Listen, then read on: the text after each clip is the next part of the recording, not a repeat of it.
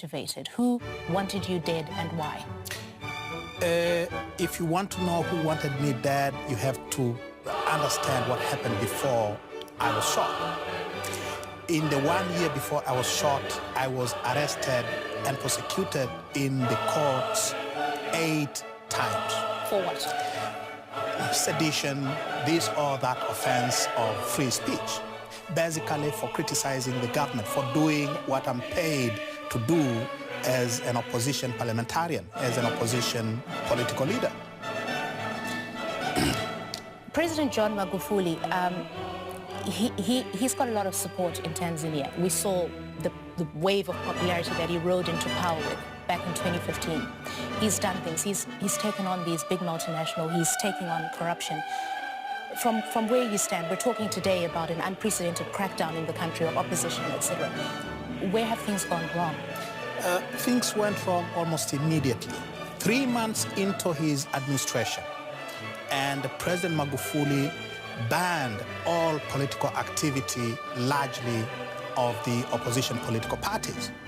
And not only banning political activity, but he launched this massive, brutal crackdown on opposition political leaders, activists, members, and what.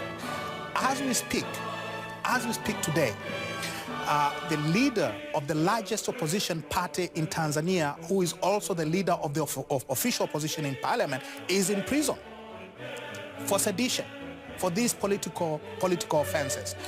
The entire leadership of my party, national leadership of my party, is facing imprisonment. The members of parliament, lesser officials have been brutally treated. People have been murdered. And I call it murder because that is precisely what it is. People have been hacked to death with machetes in broad daylight. And all this has happened under Magufuli's watch. In fact, with his encouragement. Because 3 months after he was sworn in, he declared on the 39th anniversary of his party that he wants to see no opposition political party by the year 2020. So this is what we are reaping.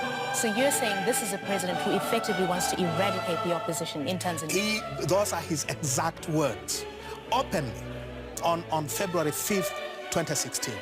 I don't want to see any opposition party by the year 2020. Okay, so you're talking about 2020. There's going to be an election in the country in 2020. Do you intend to contest against this man, President Magufuli? Absolutely. And why would you make a better president? Because if we don't, then there will be, it will mean he will have 100% control of parliament. He will have 100% control of local governments. He will have 100% control of the lowest levels of governance in Tanzania. His control would be absolute. And we are not going to allow him to do that. I want to ask you this before we have to wrap this up. The Speaker of Parliament has essentially threatened to strip you of your seat because you've been absent from the country so long. I want your reaction to that, but I also want to know when you intend to return back to Tanzania. Number one, I have been out of the country since September 7, 2017, because I was shot 16 times by hired assassins who followed me from parliament to my official residence in order to kill me. Yeah. So I'm not in Tanzania, and I have not attended a single parliamentary session since then because I have been sick. First in Nairobi, Kenya for 4 months, yeah, and since January of last year in Belgium, recovering from those 16 bullets. Okay. As for going home, I have said it so many times, and I will say it here. Yeah. I am not in exile. I have not run away from Tanzania. All right. I am being treated. When my doctors say I'm ready to go home, I'm medically fit, I will be on the next plane to Dar es Salaam. Okay, we'll leave it there. That is Tundu Lisu, opposition leader in Tanzania, joining us here on DW News Africa. Thank you to you, sir. Thank you so much, Christian.